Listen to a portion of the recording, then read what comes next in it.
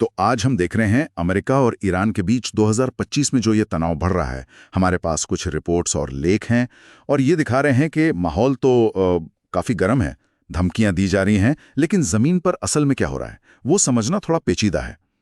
कोशिश करते हैं कि इन स्रोतों से असल तस्वीर क्या उभरती है। हाँ बिल्कुल।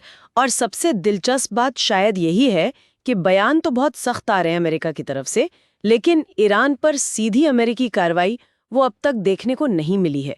तो सवाल यही है कि इन चेतावनियों का, इन तैयारियों का असली मतलब क्या है फिर? अच्छा, तो शुरुआत करते हैं अमेरिकी तैयारियों से ही। अप्रैल से जून के बीच का जो समय था, राष्ट्रपति ट्रंप ने ईरान को काफ़ी कड़ी चेतावनी दी।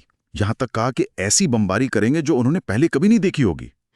और जैसा कि कुछ रिपोर्ट्स में आया है, WSJ ने भी बताया, मिडल ईस्ट में अमेरिकी फौजी जमावड़ा भी बढ़ाया गया। इसमें वो खास बम, बंकर बस्टर जिन्हें कहते हैं। हाँ, जो जमीन के नीचे के बंकरों को निशाना बनाते हैं। बिल्कुल, वो और नेवी के जहाजी बेड़े भी शामिल हैं। और जो अमेरिकी सेंट्रल कमांड है, CNTOM, जो इस इलाके को देखती है, उसे कहा गया है कि वो ईरान के परमाणु ठिकाने जैसे फोर्डाओ है, नतान्ज है, उन पर कब्जा करने या नष्ट करने के प्लान तैयार करें। हाँ, और ये ध्यान देने वाली बात है कि NYT और टाइम मैगजीन ने भी इन तैयारियों की खबर दी है।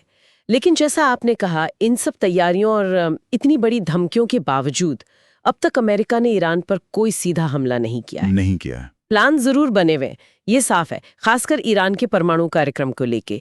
ये दिखाता है कि अगर बातचीत कूटनीति अगर फेल होती है तो अमेरिका शायद सैन्य विकल्प अपनाने से हिचकिचाएगा नहीं, पर अभी तक वो कदम उठाया नहीं गया। सही कहा।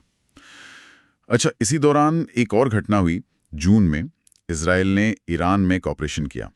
विकिपीडिया के अनुसार अगर देखें तो इसका नाम था ऑपरेशन राइजिंग लायन। हाँ, इसमें इजरायली मिसाइलों और ड्रोन्स ने ईरान की मिसाइल साइट्स और बंकरों को निशाना बनाया। हाँ, और यहाँ पर WSJ की रिपोर्ट फिर से अहम हो जाती है। वो बताती है कि अमेरिका इस इजरायली ऑपरेशन में सीधे तौर पर शामिल नहीं था, लेकिन हाँ, उसने पर्दे के पीछे से मदद जरूर की। अच्छा, किस तरह की मदद? जैसे अपने जहाजी बेड़े तैनात रखना, खुफिया जानकारी साझा करना। तो ये अमेरिका की एक अलग रणनीति दिखाता है, सीधे खुद ना भिड़कर अपने सहयोगी के जरिए दबाव बनाना। सहयोगी के जरिए दबाव, ठीक है। और सिर्फ इजराइल ही नहीं, अमेरिका ने यमन में भी सीधी कार्रवाई की है। मार्च से मई 2025 के बीच अमेरिका ने यमन में जो हौथी विद्रोही हैं उनके खिलाफ ऑपरेशन रफ राइडर चलाया।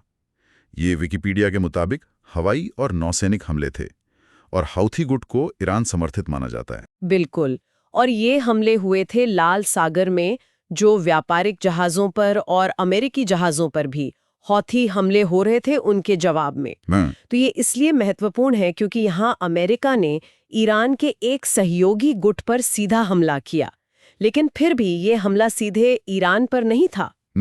तो ये पैटर्न दिखाता है कि अमेरिका ईरान के साथ सीधे टकराव से शायद बच रहा है, लेकिन उसके जो क्षेत्रीय साथी हैं, जिन्हें प्रॉक्सी कहते हैं, उनको निशाना बना रहा है। तो अगर हम इन सब स्रोतों को एक साथ देखें तो तस्वीर क्या बन रही है? 2025 में अब तक अमेरिका की ईरान नीति में कड़ी बयानबाजी तो है, सैन्य तैयारी भी दिख रही है, इजराइल जैसे सहयोगियों को मदद भी है, और ईरान के साथियों पर जैसे हौथी, उन पर कार्रवाई भी हुई है। लेकिन वो एक चीज नहीं हुई है, ईरान पर कोई सीधा अमेरिकी हमला। सही कहा, बिल्कुल यही तस्वीर उभरती है। तनाव बहुत ज्यादा है, इसमें कोई शक नहीं, लेकिन वो जो एक लाइन होती है सीधे टकराव की, उसे अभी तक पार नहीं किया गया है। और यहीं पर एक सोचने वाली बात सामने आती है। क्या?